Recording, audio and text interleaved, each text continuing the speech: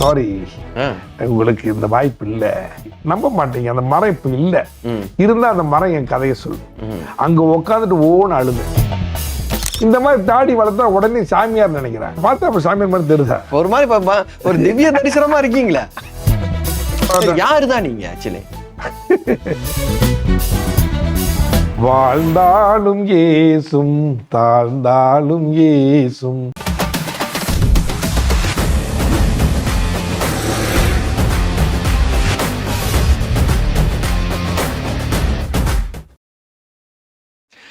எங்க அம்மா எனக்கு மண்ணை ஊட்டுனாலும் மசால் தோசடா, அது மசால் தோசடா. இன்றைய நமது நம்பிக்கை ஸ்டாரில் நம்மோடு இணைகின்றார் அன்புள்ள கவிமாறன். அவரை தான் இன்னைக்கு சந்திக்க போறோம். வணக்கம் மாறன் அவர்களே. வணக்கம். வணக்கம் தயாளன் அவர்கள். இந்த பாட்டை கேட்டா அந்த உங்க ஞாபகம் வராம இருக்காது. ஏன்னா எல்லா நிலைகள்லயும் எல்லா மனசுலயும் போய் பதிச்ச பாடல். ஆனா நீங்க அந்த டியூனை மாத்தணும். இல்ல அது பாருங்க, நான் பாடகர் கிடையாது. இல்ல இது கூட நல்லா இருக்கு. அப்படியா? சரி, நீங்களே பாடி ஆரம்பிச்சிருங்க. எங்க அம்மா எனக்கு மண்ணை ஊட்டினாலும் மசால் தோசடா, அது மசால் தோசடா. ஆனா நீங்க எங்க அம்மா எனக்கு மண்ணை ஊட்டினால நினைக்கிறேன் ரீமேக் பண்ணலாம்னு நினைக்கிறேன். இல்ல எஸ்பிபி மாதிரி கொஞ்சம் மாத்தி பாடலாமே அப்படின்னு நான் ஒரு பெரிய பாடகர்னு தெரியும் இல்லையா? ஆமா ஆமா ஆமா, நிறைய பாடகர்களை சந்திச்ச பாடகர். அது உண்மைதான். வணக்கம். சரிங்க, வணக்கம். எப்படி இருக்கீங்க? நான் நல்லா இருக்கேன். எல்லா நிலைகளிலும் எல்லா காலகட்டத்திலையும் நான் உங்களை பார்த்துக்கிட்டே வரேன். இந்த ஊடகத்துறையில தொடர்ந்து பயணித்துக்கிட்டே இருக்கீங்க. இந்த அன்புள்ள மாறன், அப்புறம் இப்ப கவிமாறன். ஏன் இந்த மாற்றம்? திடீர்னு ஏதாவது நம்பர் ஏதாவது பார்த்து பேர் எப்படி மாத்தி வச்சாதான் நல்லது, அந்த மாதிரி ஏதாவதா? நான் முதல்ல என்னுடைய உண்மையான பேரு குமரன். குமரனுங்கிறது பாருங்க, குமரனை மறந்துட்டீங்க. இப்ப இந்த வானொலி துறைக்காக ஒரு புனை பேர் வேணும் அப்படின்னு நான் வானொலிக்கு வந்தபோது அங்கிட்டு அரசாங்க வானொலியில குமரன் ஒரு குமரன், அங்க ஒரு குமரன் இங்க ஒரு குமரன்னா கன்ஃபியூஸ் ஆயிடும் அப்படின்ற போது பங்கி சங்கர் என்ன பண்ணது, அவர் தான் எல்லாத்துக்கும் பேர் வைப்பார்ல. அதனால நீங்க அன்புள்ள மாறன் அப்படின்னாரு. திடீர்னு என்ன நினைச்சு சொன்னாரு தெரியல.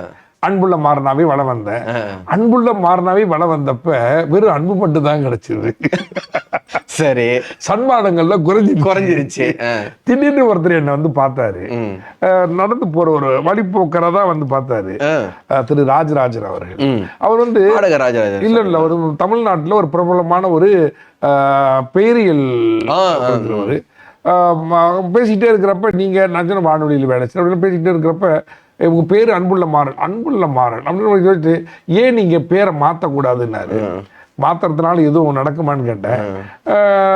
வாய்ப்பு இருந்தால் நல்லது தானேன்னாரு. சரி, வேற பேர் எதுவும் மாத்தனா நமக்கு பேரு இதாகும். இப்ப மாறனாகப்பட்டது திடீர்னு பரமசுமன்னா தான் தப்பா போயிடும். கவி மாறுங்களேன் அப்படின்னாரு. கவி நல்லது தானே. சரி, மாறன், அந்த மாறன் இருக்குது, ஓகே சேர்த்துக்குங்க. வேணும்னா அன்புள்ள மாறன் சேர்த்துங்க, இல்லைன்னா விட்டுருங்க அப்படின்னாரு. நான் முதல்ல கவிமாறன்னு சொல்லும் போது டத்தோஸ்ரீ சரவணன் அவர்கள் மேடையில என்ன பேரை மாத்திட்டீங்க, இது சரிப்பட்டு வருமா அப்படின்னாரு. ஆனா அவரு தான் எல்லா இடத்துலயும் சொல்லி அப்புறம் பழக்கத்துக்காகி இப்ப கவிமாறன்னா எல்லாருக்கும் தெரியும். இப்ப நீங்க குமரனா, அன்புள்ள மாறனா, அன்புள்ள கவிமாறனா, இல்ல கவிமாறனா, யார் நீங்க? 6 படையில முருகன் அந்தந்த ஊருக்கு எந்தெந்த பேருக்கு என்ன எப்படி நீங்க நினைக்கிறீங்களோ அப்படி நினைச்சு. ஆனா இருந்தாலும் அன்புள்ள மாறன்ற அந்த அடையாளம் வந்து எப்போதுமே இருக்குல்ல, அது எப்போதும் மாறாது, எப்போதும் இருக்குது. இந்த வானொலிக்குள்ள வந்த அந்த ஆரம்ப கட்டம் எப்படி நடந்தது? அது மோசமான ஆரம்ப கட்டம். என்னது? ஆமாமா, நான் வந்த காலமே மோசமான ஒரு காலகட்டம். நான் வரும்போது எனக்கு கதவு அடைக்கப்பட்டது. அடைக்கப்பட்ட கதவை தட்டி எனக்கு உள்ளே அழைத்தது திரு மாராஸ். அவர் உள்ளே அழைத்து இந்த மாதிரி பேசி நீங்க எல்லாம் கரெக்டா வாங்க அப்படின்னு சொல்லிட்டு நானும் ரொம்ப சந்தோஷம். அதாவது வானொலியில அந்த காலகட்டத்துல பேசும்போது சாதாரண விஷயம் இல்லை, குதிரைக்கு கொம்பு முளைச்ச மாதிரி அந்த மாதிரி ஒரு காலகட்டம் வருவான்னு தெரியாது. அப்ப எனக்கு அந்த சான்ஸ் கிடைச்சிருக்குன்னு சொல்லும் போது அவ்வளோ ஆசைப்பட்டேன். எங்க அம்மா கிட்ட சொல்லி, எங்க அப்பா அப்பா கிட்ட சொல்லி எல்லாத்துட்டையும் சொல்லிட்டு நான் நீங்க பேச போறேன், நான் பேச போறேன்னு சொல்லிட்டு வந்துட்டேன். அங்க போய் நிக்கிறேன். சாரி, உங்களுக்கு இந்த வாய்ப்பு இல்லை. ஏன்னா நீங்க வந்து வேற மாதிரி பேசுறீங்க, எங்க இந்த ஸ்டைலுக்கு வரல நீங்க அப்படின்னு எனக்கு அப்படியே தாரையும் அழுவணும் போல தோணுச்சு. கீழே ஒரு மரம் இருந்துச்சு. நான் இருந்த அந்த கட்டடத்துக்கு கீழே விஸ்மாட்டாயம், அது கீழே ஒரு மரம் இருந்துச்சு. நம்ப மாட்டீங்க, அந்த மரம் இப்ப இல்ல. இருந்தா அந்த மரம் என் கதையை சொல்லும். அங்க உட்காந்துட்டு ஓன்னு அழுதேன். அந்த அழுகு தெரியாம, யாருக்கும் தெரிஞ்சே இல்லை. பஸ் ஸ்டாப்ல உட்காந்துட்டு அழுகுறேன் நானு. அவமானமா இருக்கு. அப்பதான் நானு எப்போதும் நான் பிரார்த்தனை பண்றது வழக்கம். எனக்கு இந்த இடத்துல வேலை வேணும், நான் இந்த இடத்துல நின்று பேசணும் அப்படின்னு நான் ஒரு வைராக்கியமா எடுத்துட்டு என் அடுத்த வேலையை எடுத்துட்டு கிளம்பினேன். 14 நாள்ல மறுபடியும் அழைப்பு வருது, நீங்க வந்து பேச முடியுமா மறுபடியும் அப்படின்னு. 14ஆம் தேதி ஏப்ரல் புத்தாண்டு அன்னைக்கு பேச ஆரம்பிச்சேன். இன்னைக்கு வரைக்கும் பேசிட்டு இருக்கேன். அப்பா, முதல்ல வந்து உங்களுக்கு வந்து ஒரு மறக்க முடியாத அனுபவம். ஆமா, இளையராஜாவே சேமிக்கும் போது லைட் எல்லாம் அடைஞ்சிருச்சுன்னு சொன்னாங்க. பட் நான் பார்க்க அவசரம் அப்படின்னு சொன்னாங்க. அந்த மாதிரி எனக்கு ஒரு அடைக்கப்பட்ட கதவு ஏதோ ஒரு காரணமா இருந்திருக்கும். ஒருவேளை அப்ப இருந்திருந்தேன்னா நான் இது வரைக்கும் எதுக்குமே தெரியாது. அப்ப எனக்கு ஒரு காலகட்டம் தேவைப்பட்டது போல இருக்கு. நல்லதா போச்சு. சரி, இப்ப இந்த வானொலி அதாவது அப்ப வந்து மின்னல் எஃப்எம் மட்டும்தான் இருந்தது. அதுக்கு பிறகு ஒரு தனியார் வானொலி வருது அப்படின்னும் போது நீங்கள்லாம் எல்லாருமே ஒரு பெரிய ஸ்டாரா இருந்தீங்கல்ல. எல்லாரும் எங்க போனாலும் உங்களுக்குன்னு ஒரு பெரிய கிரௌடு, ஒரு கூட்டம், ஒரு ரசிகர் மன்றம் அப்படின்ற அளவுக்கு பெரிய அளவுக்கு பண்ணிட்டு இருந்தாங்க. அப்போ உங்களுக்கு அந்த காலகட்டத்தில் ஏதாவது ஒரு நினைவுகள், என்னால் இதை மறக்கவே முடியாது அப்படின்ற நினைவுகள் ஏதாவது இருந்தா நம்மளோட இந்த நாட்டுல இது யாரு சொன்னாங்களா சொல்லலையான்னு எனக்கு தெரியல. பத்திரிகையில எழுதப்படவில்லை, பெரிய அளவில் பேசப்படவில்லை. ஏன் அப்படின்னு சொன்னா அந்த நேரத்தில் வந்து பேஜர் இருந்துச்சு, பெரிய போன் இருந்துச்சு, இந்த மாதிரியான டெக்னாலஜிலாம் கிடையாது. பந்திங்கில் ஒரு மிகப்பெரிய நிகழ்ச்சி. அந்த நிகழ்ச்சிக்கு குறைஞ்சு நினைக்கிறேன் 40-45 பேர். ஃபர்ஸ்ட் டைம் அறிவிப்பாளர்களுக்காக ஒரு மாற்றத்தை ஏற்படுத்தினதே ராகான்ட்ட சொல்லணும். ஏன்னா பாடகர்களுக்காக ரசிகர்கள் போய் ஷோ பார்த்த காலம் போய் அறிவிப்பாளர்கள்லாம் வராங்க அப்படின்னு சொல்லிட்டு ஷோ பார்க்கக்கூடிய காலம். அதுவும் லோரி, பஸ்ஸு, அந்த டோல்காரனே ஆடிட்டாங்க. என்னடா இது இவ்வளவு இதெல்லாம் மந்திக்கு போயிட்டு இருக்குது, என்னடா மந்தியில் நடக்குதுன்னு. மந்தியில பயங்கரமான ரோடு ஜாம். அதை அடுத்து பத்துக்காவான்ல நான் ஹெலிகாப்டர்ல தான் போனேன். அடேங்க அப்பா, சூப்பர் ஸ்டார் மாதிரி வந்துருக்கீங்க ஹெலிகாப்டர்ல. ஏன்னா நான் நிகழ்ச்சி முடிச்சுட்டு வராங்க, எங்க இறங்கன கையோட. அதாவது இப்போ உள்ள நிறைய நிகழ்ச்சிகள்லாம் பார்க்கும்போது சார் அரங்கம் நிறைந்த கூட்டம்னாங்க. நான் ஒன்னே எகத்தானமா சிரிப்பேன், நான் தைரியத்தோட சிரிப்பேன். ஏன்னா இந்த கூட்டத்தெல்லாம் ஏற்கனவே நாங்கள் பார்த்துட்டோம். அப்படி திரும்பி பார்க்குற தயாளர் சுத்தி ஆள் உக்காந்துருக்கிறாங்க, மாதிரி ரசிகர்கள்.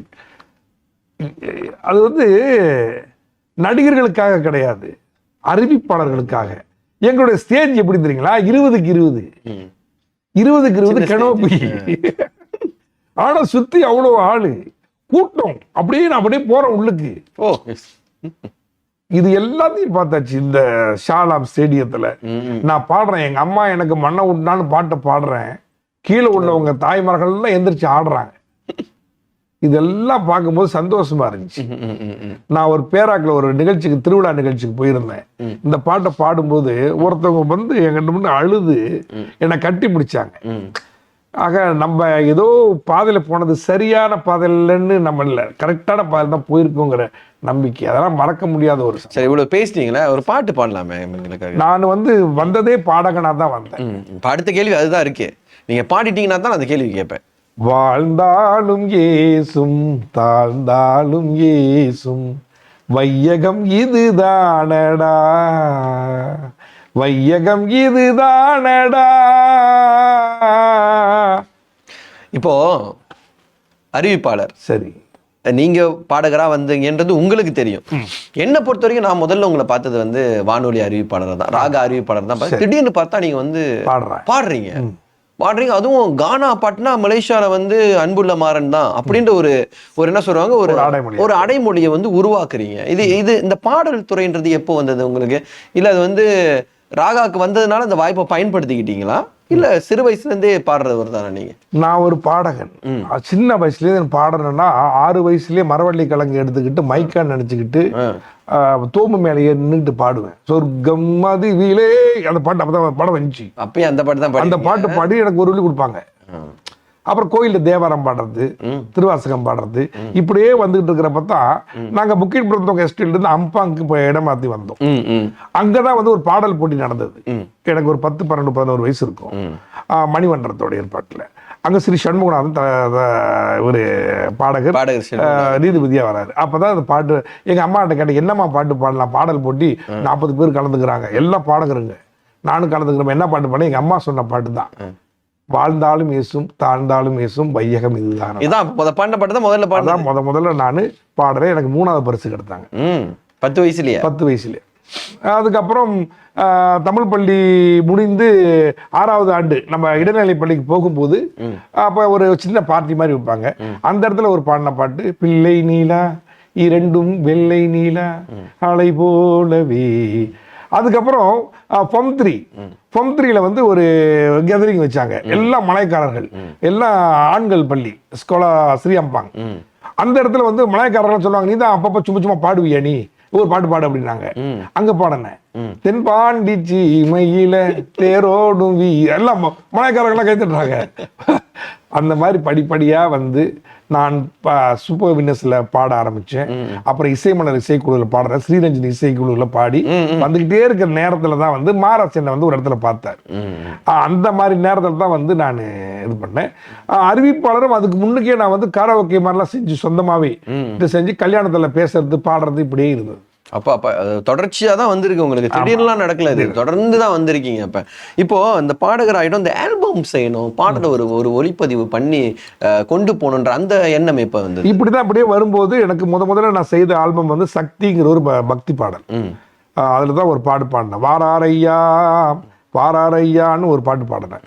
அதுக்கப்புறம் இந்த வானொலிக்கு போன பிறகு மைக்கேல் கானா அவர்களுடைய துணையோடு தான் தமிழ்நாட்டில் போயிட்டு செய்வோமாற அப்படின்னு சொல்லும்போது, சரி நமக்கு கானா பாட்டுனா கொஞ்சம் நல்லா பாடுவோம். இல்ல அதுதான் இப்ப எனக்கு சந்தேகமா இருக்கு. இவ்வளவு நேரம் பாடினது எல்லாமே கொஞ்சம் மெலடியா இருந்தது. ஆமா, திடீர்னு பார்த்தா கானா பாட்டு நமக்கு நல்லா. நான் இளையராஜா பாட்டு தான் அவருடைய குரல்ல தான் பாடிட்டு வந்தேன்.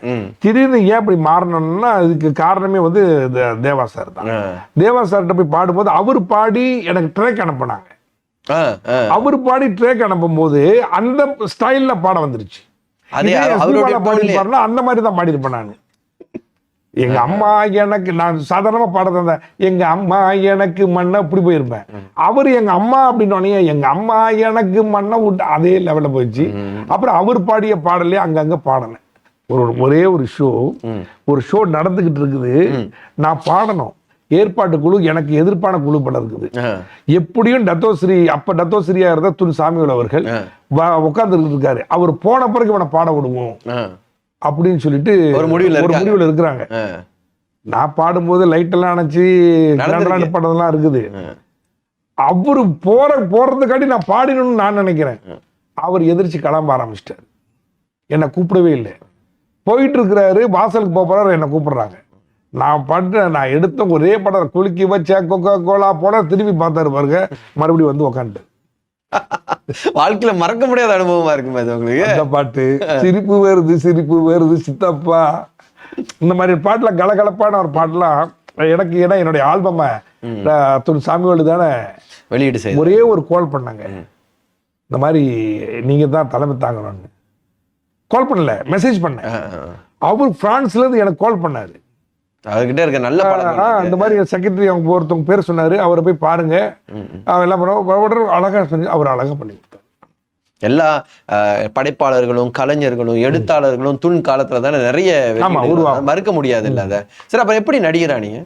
இதுதான் இப்படியே வர்றப்ப யாருதான் நீங்க ஆக்சுவலி? நான் ஒரு கலைஞன். அதாவது ஆண்டவ கொடுத்த திறமைய நான் தப்பா பயன்படுத்திக்காம இதுக்குள்ளேயே என்ன செய்ய முடியுமோ எனக்கு ஒரு வாய்ப்பு கிடைச்சது. ராஜசேகரன் தான் வந்து யூனிசென்ட் ப்ரொடக்ஷன் எனக்கு ஒரு வாய்ப்பு கிடைச்சது. ஒரு நாடகத்தில் நடிக்கிறேன்னு கேட்டாரு, நடிக்கிறேன் அப்படின்னு. முத வசனமே இருக்காது உங்களுக்கு, முத வசனமே டைவர்ஸ். நான் லாயர், நீ இருக்க நீங்க சரியா ஒத்து வரலன்னா வெட்டி விட்டுருவேன். இதான் முத வசனம். எம்எஸ் கலை இது இயக்குனர். அதுக்கப்புறம் நான் அவர் மலேசிய வாசவன் இயக்கத்துல ஒரு திவ்யா ஐ லவ் யூ அதுல நான் நடிச்சேன். அப்படியே போற போக்கில் தான். நடிகனா எங்கேயுமே இது வரைக்கும் நடிக்கல. மாறனா வந்துருங்க, ஒரு பாடகனா வந்துருங்க, ஒரு அறிவிப்பாளரா வந்துருங்க, இப்படிதான் போயிட்டு இருக்கு. இப்போ எல்லா ஜோனரையும் ட்ரை பண்ணியாச்சு. நீங்க ஒவ்வொரு துறையிலும் இருந்து பாடகரா இருந்துட்டீங்க, அறிவிப்பாளராக இருந்துட்டீங்க. ஆனா ஒரு காலகட்டத்துக்கு அப்புறம் எல்லாருமே வந்து அந்த துறையை கொஞ்சம் போதும், ஒரு மணி நேரம் இருந்துட்டோம் அப்படின்னு ஒரு தாட் வரும். அடுத்த இலக்க நோக்கி நகரலாம் அப்படின்ற ஒரு எண்ணம் கண்டிப்பா வரும். ஆனா நான் பார்க்கிறேன், நீங்க இன்னும் அந்த வானொலி அறிவிப்பாளர் அப்படின்ற அந்த விஷயத்தை இன்னும் உங்களுக்குள்ள தாங்கி இருக்கீங்களா? என்ன காரணம்? இல்லையே, நான் வந்து 2001 வந்தேன். 2017 வரைக்கும் நான் முழு நேர அறிவிப்பாளராக இருந்தேன்.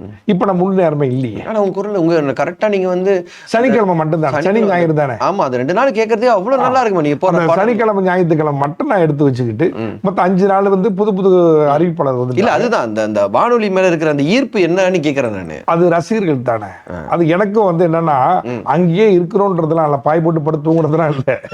என்னன்னா அதுக்கு ஒரு காலகட்டம் வரும். அதாவது இப்ப சூப்பர் ஸ்டார் நடிக்கிறாரு, ஏன் ஓய்வு எடுக்கலாம்னு சொன்னா அவரால் நடிக்க முடியும். மக்கள் ரசிக்கிறாங்க, 40 பேர் சாப்பிடுறாங்க. அப்படின்னும் போது அதை செய்யலாமே. அதை வந்து இப்ப முழு நேரமா 5 நாள் இருந்தேன், இப்ப 2 நாள் வந்தேன். ஒரு வேலை இருக்கலாம்னு ஒரு ஆண்டோ 2 ஆண்டுக்கு பிறகு அதையும் விட்டுட்டு எனக்கு அடுத்த வேலை. ஆனா அடுத்த வேலைன்னு சொல்லும் போது இதுக்குள்ளதான் இருப்பேன், விளம்பரங்கள் இதுக்குள்ளதான் இருப்பேன். எனக்கு தெரிஞ்ச விஷயத்தை தான் செய்யணும். சரி, யார் உங்களோட ரோல் மாடல்? ரோல் மாடல் அப்படின்னா எனக்கு புரட்சி தலைவர் எம்ஜிஆர் தான். பாக்குற இளமையா இருக்கீங்க, சூப்பர் ஸ்டார் யாராவது சொல்லுவீங்கன்னு பார்த்தா இல்ல இல்ல, எனக்கு என்னன்னா அவருடைய அந்த கொள்கை, அந்த அந்த மக்கள் மனிதாபிமானம், இதெல்லாம் வந்து எனக்கு ரொம்ப பிடிச்சது. அதுக்கு அடுத்து நான் பார்த்தேன்னா, அதாவது விஜயகாந்த் அவர்கள், புரட்சி தலைவர் கலைஞர் விஜயகாந்த் அவர்கள், அவருடைய அந்த கலைஞர்களுக்கிடையே உள்ள அந்த பற்று, அதெல்லாம் மற்றவர்களை மதிக்கிறது, வேணுங்கிறத எடுத்து கொடுக்கறது. என்னால முடிஞ்சதை எப்படியாவது வாங்கி கொடுக்கணும்னு நினைப்பேன். இல்லாட்டி எவன் காலையில உளுந்துரு கடைசி நேரத்துல வாங்கி கொடுத்துருவோம். இப்படி நான் நிறைய பழி சொல்லலாம் வாங்கியிருக்கிறேன். சரி, அப்ப இப்ப இந்த கேள்வி நான் கேட்டவன, இது உண்மையா இல்ல என்னுடைய ஒரு எண்ணமா அப்படின்னு எனக்கு தெரியல. இருந்தாலும் நீங்க அன்புள்ள மாறன் மட்டும் ஏன் வந்து இண்டஸ்ட்ரி ரொம்ப தனியா இருக்கிறாரு? அவர் மட்டும் அப்படியே ஒரு தனியா மூவ் பண்ணிட்டு இருக்காரு. நான் இங்க தனியா இல்லையே, யாரும் சொன்னது அந்த மாதிரி பிரபகண்டா இருக்கா? இல்ல அப்படி இல்ல, எனக்கு தோணுது. பார்த்தா சில இடங்கள்ல எல்லாம் இருக்கிற இடத்துல நீங்க இருக்க மாட்டேன்றீங்க, நீங்க இருக்கிற இடத்துல எல்லாம் மத்தவங்க எல்லாம் யாரும் இருக்க மாட்டேன்றாங்க. அந்த மாதிரி ஒரு பாரு தெரியல. அதாவது நமக்கு யார் கூப்பிட்டாலும் போயிட்டு ஏதாவது பண்ணணும்ன்ற ஒரு மனப்பான்மை இருக்குது.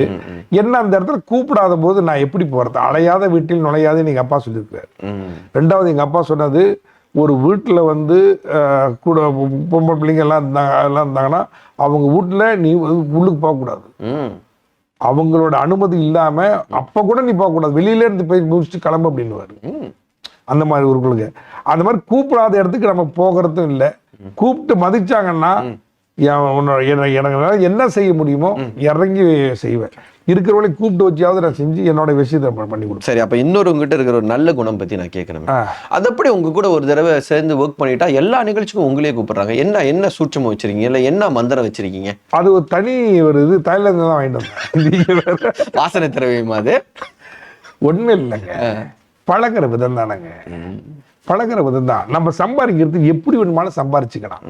நமக்கு திறமை இருக்குது.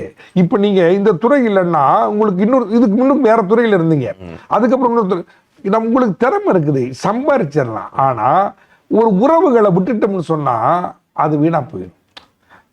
அதோட வராது. அதனால நான் எப்போதும் உறவுகளுக்கு மரியாதை கொடுக்கும். இந்த உங்க சொந்தக்காரவங்களுக்குலாம் வந்து மதிக்க வேண்டாங்க, சொந்தக்காரவங்கனாலும் பயங்க, சொந்தக்காரவங்கனாலே பணம் கொடுக்குவாங்க அப்படின்லாம் சில பேர் சொல்லுவாங்க. அப்படி போட்டா தானே டிக்டாக்லாம் வீடியோ நல்லா வைரல் ஆகுது. எங்க சொந்தக்காரங்கள்னா நீ எதுக்குங்க கல்யாணம் பண்ணிட்டு யாரை கூப்பிட போற? நீ கூப்பிடாம இருக்க போற? மாம மச்சான் ஒரு அடிச்சுக்கணும் சொந்தக்காரனுங்களா, இதுதாங்க சொந்தம். ஒண்ணுமே இல்லாம எப்போதும் கண்டுபிடிச்சுட்டே சுத்துறோம்னு சொன்னா அதுக்கு சொந்தமா அது. அந்த மாதிரி நல்ல உறவுகளை பில்ட் பண்ணி வச்சிருக்கீங்க. இவரு நம்ம டிஎம்வாயா இருக்கட்டும், இல்ல வந்து லெபோகம் பாங்கல் நடக்கிற தீபாவளி கார்னிவல் நிகழ்ச்சி, பல எல்லாருமே எனக்கு பணம் கொடுத்து விளம்பரம் செய்யக்கூடியவர்கள்ட்ட நான் வந்து ஒட்டிக்கிட்டு இருக்கேன். அதெல்லாம் கிடையாது. பணம் கொடுக்குறாங்களோ பணம் கொடுக்கலையோ என்னை மதிச்சு கூப்பிட்டாங்கன்னா நான் இறங்கி வேலை செய்வேன். என்னை மதிக்கலையா நான் பாட்டுக்கு என் வேலையை பார்த்துட்டு நான் போயிடுவேன். என்னை உசுப்பேத்து விட்டாங்களா நம்ம வேற மாதிரி. சரி, இப்ப இந்த துறையெல்லாம் தவிர்த்து, கலைத்துறையை தவிர்த்துட்டு மாறன் இப்ப என்ன பண்ணிட்டு இருக்காரு? மாறன் வந்து இப்ப விளம்பரம் தான். மன்னிக்கணும், தப்பா கேட்டுட்டேன். கவி மாறன் என்ன பண்ணிட்டு இருக்காரு? விளம்பரம் தான். வானொலி, தொலைக்காட்சி, இந்த மாதிரி சமூக வலைத்தளங்கள், இந்த மாதிரி நிறுவனங்களுக்கு விளம்பரம் பண்ணி கொடுத்துட்டு இருக்கிறேன். இது ஒண்ணு. இப்ப டிக்டாக்ல வந்து கோவில் 2-3 கோவில்ல போயிட்டு அந்த கோவிலை பத்தி பேசி கும்பாபிஷேகத்துக்கு வந்தேன். இப்ப அப்படியே வந்து கிட்டத்தட்ட 109 ஆலயங்களை முடிச்சிட்டேன். நான் இதே ஒரு புத்தகமா போட்டு அநேகமா அறிமுக விழா செய்யலான்னு இருக்கேன். சரி, அது இருக்கட்டும். எப்ப இந்த ஆன்மீக பயணம்லாம் தொடங்க ஆரம்பிச்சீங்க? அதுக்கப்புறம் தான் இந்த தாடி இதெல்லாம் வந்து தயலன் இது சொல்லி ஆகணும். தயலன் இது வந்து பிரபலப்படுத்துங்க, கட் பண்ணி கூட போடுங்க. என்ன தெரியுங்களா, இந்த மாதிரி தாடி வளர்த்தா உடனே சாமியார் நினைக்கிறேன். மாலைகளை அதை போட்டுருக்கீங்களா? அதுதான் என்ன பார்த்தா அப்ப சாமியார் மாதிரி தெரியுதா? ஒரு மாதிரி ஒரு திவ்ய தரிசனமா இருக்கீங்களா? இல்ல, அது அப்படியே ஆயிருச்சு, சாமியார் நினைச்சிடுறாங்க. நான் போய் எங்க போயிட்டு ஏதாவது ஒரு கோழி கிளி சாப்பிட்டா கூட பயமா இருக்குது. என்ன சார் நீங்க என்னமோ தாடி எல்லாம் இருக்கிறீங்க, மாலைலாம் போட்டு கோழி சாப்பிட்றீங்க, நான் எங்கேயா சொன்னேன் சாமியார்ன்ட்டு. நான் கோவிலோட விஷயங்களை, அந்த கும்பாபிஷேகங்களை, சில கோவில் கட்ட முடியாத கோவில்களை பார்த்து அதெல்லாம் செஞ்சு கொடுத்துட்றேன். சில நேரத்துல பணம் கொடுப்பாங்க, சில நேரத்துல அது என்னுடைய டொனேஷனாவே செஞ்சு கொடுத்துட்டு வந்துடுவேன். அது ஒரு விஷயம். இப்படியே போகும்போது அந்த தாடிய விஷயம் இது வெள்ளையா இருந்தது, எடுக்க முடியாதது. ஒரு காரணம் என்னன்னா, படம் ஒண்ணு நடிச்சுக்கிட்டு இருந்தேன். நம்ம நாட்டுல இந்த படம் எடுக்கிறவங்களுக்குலாம் ஒரு பயிற்சி ஒண்ணு கொடுக்கணும். சீக்கிரம் படம் எடுத்து முடிக்கடா அப்படின்னு. இந்த இப்ப எடுக்கிற அப்ப எடுக்கிறேன்னு சொல்லிட்டு அப்படியே வளர்ந்துருச்சு. வெட்டிப்படாதீங்கன்னு மிரட்டுறாங்க. அது அப்படியே எடுத்தாலும் விட்டுட்டேன். இது பாக்குறவங்களுக்குலாம் வந்து என்ன மாற வயசாச்சு உனக்கு, எங்க வெள்ள முடி அஜித் வச்சிருந்தா ஹீரோங்கிறீங்க, நான் வச்சிருந்தா வயசாச்சா? நல்லதான் இருக்கு உங்களுக்கு. இல்ல சில பேர் பார்த்துட்டு என்னடா ஒல்லி ஆயிட்ட, சீக்காது உனக்கு, சரி சீக்கா இருந்துட்டு போது உனக்கு என்ன எடுத்தோடனே இனிப்பிடா, அதான் முத கேள்வி வருமே. டீ கடையில போயிட்டு கூறாங்க மனுஷன் சொல்லவே முடியல. எல்லாரும் அதான் எடுத்தோடனே வந்துருச்சா அவனுக்கும் அப்படின்ற மாதிரி வந்துருது. அதுதான், வேற ஒண்ணும் கிடையாது. சரி, இறுதியா உங்ககிட்ட ஒண்ணு கேட்கணுமே. என்ன மாறனுடைய இலக்கு என்பது என்ன? போதும் மாறன் வந்து தன்னுடைய இலக்கை அடைஞ்சு அப்பா போதும் அப்படின்னு இருக்காரா, இல்ல மாறன் எதையாவது ஒரு குறி வச்சு ஓடிட்டு இருக்காரா? ஆமா, குறி வச்சுதான் ஓடிட்டு இருக்கு. என்னோட இது வந்து எனக்கு 2 பிள்ளைங்க இருக்காங்க. அவங்களுடைய படிப்பு, அவங்களுடைய வாழ்வாதாரத்துக்கு என்னென்ன செய்யணுமோ அதை செஞ்சு கொடுத்துட்டு இருக்கிறேன். எனக்கு அப்படின்னு சொன்னா, ஏன்னா ஒவ்வொரு மனிதனுக்கும் தனிப்பட்ட ஒரு ஆசை இருக்கும். எனக்கு என்ன ஆசை அப்படின்னா, வயதானவர்கள் கிட்டத்தட்ட ஒரு 65-70 வயதானவர்கள் வந்து அவங்களுக்குன்னு ஒண்ணு ஒரு ஓல்ட் பாய்ஸ் ஸ்கூல் அப்படின்னு ஓல்ட் பாய்ஸ் கிளப் அப்படின்னு ஒண்ணு திறக்கணும் அப்படின்னு ஒரு ஆசை. அது என்ன அப்படின்னா, அந்த வயதான காலகட்டத்துல சும்மா வீட்டுல உட்காந்துக்கிட்டு அப்படி இருக்காம இந்த கிளப்புக்கு வாங்க. இது கிளப்புங்கிற தண்ணி அடிக்கிற கிளப் இல்ல. இந்த கிளப்புங்கிறது வந்து நல்ல உங்ககிட்ட இருக்க திறமைகளை மற்றவர்களுக்கு சொல்லுவோம், ஒரு விவசாயம் பண்ணுவோம், வாங்க ஒரு படம் பார்க்க போவோம், ஒரு கோவில் போவோம், ஒரு நல்லது செய்வோம், வாங்க ஜாலியா இருப்போம். அந்த இந்த படத்துல ராஜ்கிரண் மோட்டர் எடுத்துட்டு போனாரு, அதாவது பவர் பாண்டி. எனக்கு என்னன்னா, அவங்களுக்கு இதுக்கப்புறம் வந்து இறைவனடி செல்லக்கூடிய ஒரு காலகட்டம். அது வயதான போய் தானே ஆகணும். அந்த நேரத்துல அவங்க மகிழ்ச்சியா வச்சிருக்கணும். இப்ப போனா கூட போயிடறா, அந்த மாதிரியான ஒரு தருணத்தை அவர்களுக்கு ஏற்படுத்தணும். பெரிய விஷயம். எந்த ஒரு யாரோடைய எதிர்பார்ப்பும் இல்லாத அவங்க வாழணும். இது வந்து அன்பு இல்லம் இல்ல, இஸ் எ கிளப். அதுக்கப்புறம் உங்க வீட்டுக்கு போயிருங்க, அப்புறம் வாங்க ஜாலியா பேசுவோம். அதாவது நீங்க சொல்றது எனக்கு புரியுது. அதாவது வீட்டுல வந்து ஒரு காலகட்டத்துக்கு அப்புறம் 60 வயசு முடிஞ்ச பிறகு வீட்டுல இருக்கீங்க, உங்களுக்குன்னு ஒரு நேரம் வரணுமா, வாங்க வாங்க நான் இருக்கேன் அப்படின்றீங்க. ஏன் தெரியுமா, ஒரு காலகட்டம் வயசான பிறகு பேசும்போது கேட்பதற்கு ஆளு இல்லை. அது எவ்வளவு பெரிய கஷ்டம் தெரியுமா. சில பேர் சொல்லுவாங்க அப்படியே உட்காந்துக்கிட்டே இருப்பாங்க, இவருன்னா உங்க அப்பா அப்படியே உட்காந்து, அவர் பேசுறது கேட்கறதுக்கு ஆள் இல்லை. ரொம்ப கஷ்டமா இருக்கும். பெரிய விஷயம் செய்யறது. நீங்க இல்ல, நான் எவ்வளவோ பேரை பார்த்திருக்கேன். அன்னைக்கு கூட பாருங்க, ஒருத்தர் இறந்துட்டாரு. அவர் இறப்பதற்கு முன்னுக்கு அவர் சொல்லியிருக்கிறாரு, ஆனா அவர் பேசுறதுக்கு கேட்கறதுக்கு ஆள் இல்லை. அப்ப இந்த இந்த இந்த சமுதாயம் எல்லாம், இந்த காலகட்டத்தில் வாழ்ந்தவர்கள் எல்லாம் இந்த ஒரு இதுக்குள்ள அடையக்கூடாது, அதுக்கு ஏதாவது ஒண்ணு மாத்தணும் அப்படிங்கிறதுக்காக தான் இந்த ஒரு பிளான். அது நடக்குமா நடக்காதான்னு நடத்தி காட்டுறீங்க. அது கண்டிப்பா நடக்கும். அதுக்குதான், அதுதான் என்னுடைய பிளான். வேற ஒண்ணு. நல்ல விஷயம். கண்டிப்பா அதை நீங்க செஞ்சாகணும். இது இறுதி கேள்வி. இன்னொரு கேள்வி கேட்கறேன், தயவு செய்து மனசுல எதுவும் வச்சுக்காம பதில் சொல்லுவீங்க. நிறைய பேருக்கு வந்து இந்த கலைத்துறை மோகம் என்பது அதிகமா இருக்கு. அறிவிப்பு மேதலையும் மிகப்பெரிய ஈர்ப்பு இருக்கின்றது. அந்த துறைக்கு வரணும் அப்படின்ற இளைஞர்கள் சிறு வயதிலேயே அந்த கனவை அவங்களுக்குள்ள விதைக்கிறாங்க. அந்த விதையை வந்து விருட்சமா மாறணும்னா என்ன செய்யணும்னு நினைக்கிறேன்? அதாவது யாருக்குமே வந்து அதிர்ஷ்டம் வந்து அதிர்ஷ்டம், அது வரும்போது வரட்டும். ஆனா அதுக்கான ஒரு தேடலாவது நீ செய்யணும். ஒரு கிளாஸாவது நவுத்து வைக்கணும். நீ ஒண்ணுமே இல்லாம எனக்கு எல்லாம் கிடைக்கணும்னு சொன்னா அது சும்மா பேச்சு. அந்த மாதிரி இன்னைக்கு உழைத்து இன்னைக்கு இப்போ கோடீஸ்வரராக இருக்கிற ஒவ்வொரு ஆளையுமே கேட்டு பாருங்க, அவங்க பேக்ரவுண்ட் ரொம்ப மோசமா இருக்கும். எல்லாத்துக்கும் ஒரு கதை, எல்லாத்துக்கும் ஒரு கதை இருக்கும். அப்படி உழைச்சி வந்தது தானே. இன்னைக்கு நான் இந்த இடத்துல வந்து என்னை நீங்க இன்டர்வியூ பண்றீங்க, ஒரு வாய்ப்பு எனக்கு நம்பிக்கையில கொடுத்துருக்கீங்க அப்படின்னா ஒரே ஒரு விஷயம்தான், என்கிட்ட ஏதோ ஒரு இது நீங்க எதிர்பார்த்துருக்கிறீங்க, என்னை கூப்பிட்டுருக்கிறீங்க. வெளியில என்ன மாதிரி 1000 பேர் இருக்காங்க, 1000 பேர்ல என்ன கூப்பிடுறதுக்கு காரணம் இது ஒரு காரணம்.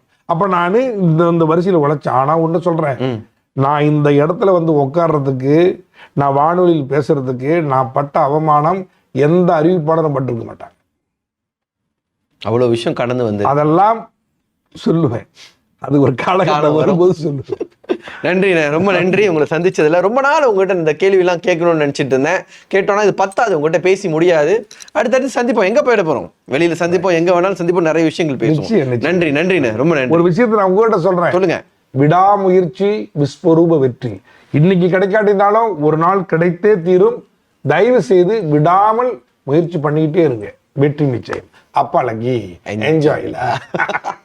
இன்று நமது நம்பிக்கை ஸ்டார் நிகழ்ச்சியில அன்புள்ள கவிமாறன் அவர்கள் கலந்து கொண்டார்.